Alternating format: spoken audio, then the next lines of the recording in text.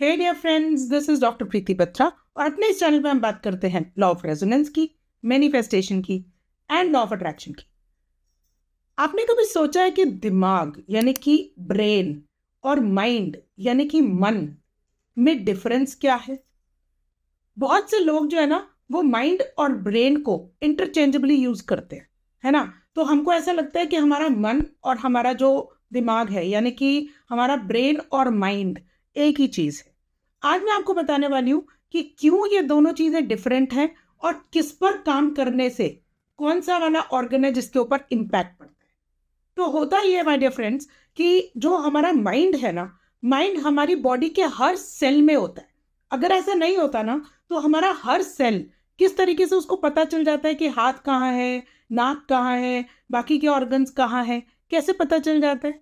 ये सब चीजें इसीलिए पता चलती क्योंकि हमारे हर नर्व सेल के पास में अपना एक खुद का मन या माइंड होता है। इसको आप जो है ना इस तरीके से समझ सकते हैं कि ये जो माइंड है ना, ये वो चीज़ों को स्टोर करके रखता है जो हमारे पास्ट एक्सपीरियंसेस हैं। यानी कि हम हाथ को कैसे इस्तेमाल करते हैं, आंखों को कैसे इस्तेमाल करते हैं, हम अपने बॉडी ऑर्गन्स को कैसे इस्तेमाल करते हैं, हमारे इंटरनल ऑर्गन्स किस तरीके से इस्तेमाल होते हैं, ये सारा का सारा जो सेल्यूलर लेवल के ऊपर काम होता है ना, वर्किंग होती है, वो माइंड की वजह से होती है। क्योंकि माइंड के पास में यानी कि माइंड को मालूम है कि हमको ये वाला काम करना है और माइंड जो है ना उस टाइम पे एक सिग्नल भेजता है हमारे ब्रेन को। और वो जो न्यूरो सिग्नल जैसे ही भेजा जाता है ना तो ब्रेन जो कि एक ऑर्गन है, हार्डवेयर है, यानी कि आप ये समझ के देखिए कि जैसे कंप्यूटर होता है ना, कंप्यूटर का जो सीपीयू है वो उसका ब्रेन होता है। यहाँ पर भी आपका जो जितना भी दिखने वाली चीज़ें हैं, दिखने वाले ऑर्गन्स हैं, वो हमारे एक्चुअली हार्डवेयर हैं, लेकिन इनको चलाने वाला तो कुछ और है ना। तो ये जो चलाने वाला है ना वो है हमारा माइंड। वो हमको जो है ना वो इंफॉर्मेशन स्टोर करता है। यानी कि अगर हम सेंट्रल नर्वस सिस्टम की बात करें तो हर नर्व सेल जो है ना वो एक इंफॉर्मेशन देता है ब्रेन को, और उसके ऊपर बेस करके हमारा ब्रेन उन चीज़ों को, हाँ, जो है ना हम उन चीज़ों के ऊपर वर्किंग करते हैं, काम करते हैं। ये क्यों ज़रूरी है समझना, अब इसको समझते हैं। देखिए, नंबर वन रीज़न ये समझना क्यों ज़रूरी है, बिकॉज ऑफ विच हम लोग ना कई बार अपने दिमाग को इस तरीके से प्रोसेसिंग करते हैं उसकी कि बहुत सारी चीज़ें सिर्फ और सिर्फ एक बिहेवियर के पॉइंट ऑफ व्यू से, हम लोगों की बिहेवियर के पॉइंट ऑफ व्यू से जज करते हैं। एग्जाम्पल लेते हैं आपके सामने कि सपोज किसी ने आपको जो है ना कुछ उल्टा सीधा बोल दिया, कुछ बहुत ज़्यादा हर्टफुल बोल दिया। अब दो तरीके के लोग समझते हैं यहाँ पर।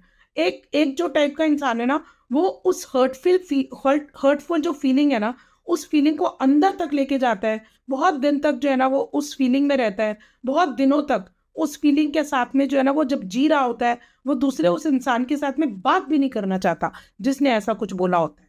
लेकिन जो दूसरा इंसान है वो इस चीज़ को समझता है कि ये जो मैंने इस इंसान के बारे में समझा, ये वाला इंसान जो है ना इसके मन में कुछ इनसिक्योरिटी है, कुछ फियर है, जिसकी वजह से इसने ये बात बोल दी।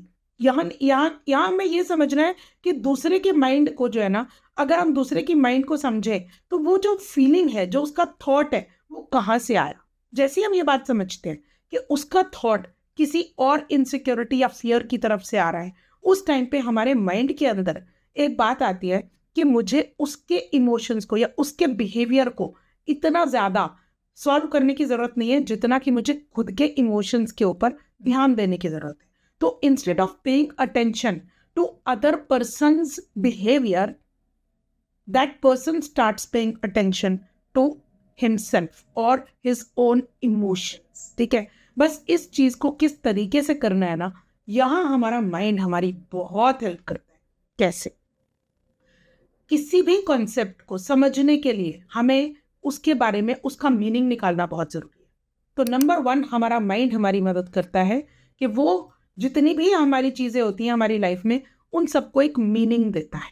ठीक है, अब उस मीनिंग को हम स्टोर, जो माइंड के अंदर ऑलरेडी इंफॉर्मेशन होती है ना, उस स्टोर हाउस में से निकालते हैं और फिर उस मीनिंग को ब्रेन तक पहुंचाया जाता है थ्रू आवर नर्व सेल्स। ठीक है, अब जैसे ही कोई इन्फॉर्मेशन आई, से फॉर एग्जाम्पल एक भागता हुआ जो ना एक स्ट्रे डॉग आया, तो आपके माइंड ने तुरंत एक इन्फॉर्मेशन पास करी और आपके ब्रेन को बताया कि यहाँ पे एक डेंजर है। ठीक है, और जैसे ही वो फीलिंग, वो मीनिंग आपने ब्रेन को पास ऑन किया ना, तो ब्रेन ने एक केमिकल रिलीज किया।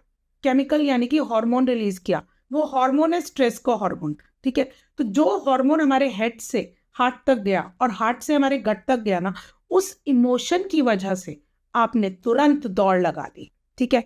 यानी कि अगर ये मीनिंग ना दिया होता माइंड ने हमारे ब्रेन को, तो हमारे ब्रेन ने उस चीज को वैसे प्रोसेस ही नहीं किया होता, राइट। तो बस यहीं पर ही हमको ये देखना है कि जब भी किसी भी चीज को कोई मीनिंग हम दे रहे हैं, तो उसके बाद ही हमारा ब्रेन जो है उसको प्रोसेस करके उस चीज के बारे में बिहेव करता है, ठीक है। तो यहाँ सेकेंड चीज जो आपको यहाँ पर समझनी है कि हमारा माइंड का जो काम है वो है इस चीज को अपने पास्ट एक्सपीरियंसेस के साथ में रिलेट करना, ठीक है। यानी ऐसा कभी पहले हुआ है कि आपने एक डेंजरस डॉग देखा हो, बिकॉज ऑफ विच आपने एज्यूम कर लिया क्या कि ये वाला डॉग तो जो है ना वो कुछ ना कुछ गड़बड़ी करेगा, राइट। तो क्योंकि पास्ट एक्सपीरियंस था, हमने इस वजह से जज कर लिया। अब ये भी तो हो सकता है ना कि ये वाला जो डॉग भागते हुए आ रहा है वो आपको देखकर रुक जाता, लेकिन हमारे माइंड ने ये मीनिंग दिया कि हमारे पास्ट एक्सपीरियंस के हिसाब से ये वाला डॉग तो डेंजरस लग रहा है, इसीलिए हमारे ब्रेन ने वैसे ही रिएक्ट किया, ठीक है। तो ये दूसरा काम है माइंड का, जहां पर हमको ये समझ में आता है कि वो पास्ट एक्सपीरियंसेस के साथ में उसको कनेक्ट करते हैं, ठीक है। अब तीसरा जो सबसे इंपॉर्टेंट काम है जो हमको मैनिफेस्टेशन जर्नी में काम आता है, वो है माइंड का ये वाला काम, जहां पर वो हमको इमेजिनेशन की जर्नी पे लेके जाते हैं। यानी कि आप विजुअलाइज करते हैं, यानी आप अपने फ्यूचर को एज्यूम करते हैं, ठीक है। अभी जब हम पास्ट एक्सपीरियंसेस के बेसिस के ऊपर एज्यूम कर रहे होते हैं ना, तो हम नेगेटिव इमोशंस को ज्यादा ऑब्जर्व करते हैं, राइट। हम नेगेटिव चीजों को ज्यादा अपने अंदर जो है ना फील करते हैं। लेकिन जब हम अपने फ्यूचर को विजुअलाइज करते हैं, उस टाइम पर हमारा दिमाग कहाँ चल रहा होता है कि हमारी डिजायर्ड आइडेंटिटी क्या है, यानी कि हम क्या होने वाले हैं, क्या हो सकते हैं, राइट। तो हमारे माइंड का ना बहुत इंपॉर्टेंट रोल है जब हम मैनिफेस्टेशन जर्नी के लिए आगे बढ़ते हैं।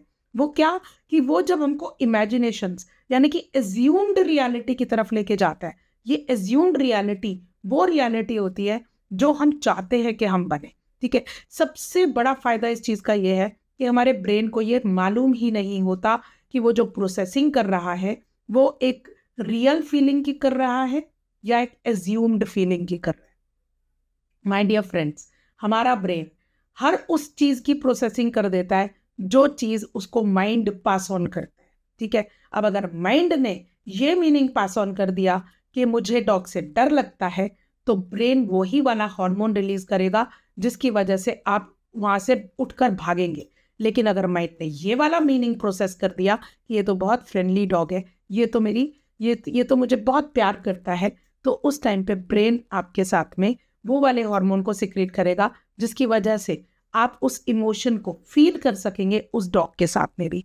माय डियर फ्रेंड्स, ये सारा गेम हमारी प्रोसेसिंग का है, कैसे हम अपने माइंड के अंदर एक चीज को मीनिंग दे रहे हैं, क्योंकि किसी भी कॉन्सेप्ट को मीनिंग देने का काम हमारा माइंड करता है, लेकिन उसकी प्रोसेसिंग करने का काम यानी हार्मोन रिलीज करके उसको एक्शन में तब्दील करने का काम हमारा ब्रेन करता है।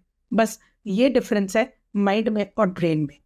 Thank you so much for watching. I hope मेरे वीडियोस आपको बहुत पसंद आते हैं। अगर पसंद आते हैं तो प्लीज़ कमेंट्स में ज़रूर लिखिए, और किसी भी चीज़ के ऊपर जो कि माइंड या ब्रेन या फिर बॉडी से रिलेटेड है या आपकी मैनिफेस्टेशन जर्नी से रिलेटेड है, let me know, I will make my video accordingly. Thank you so much for watching.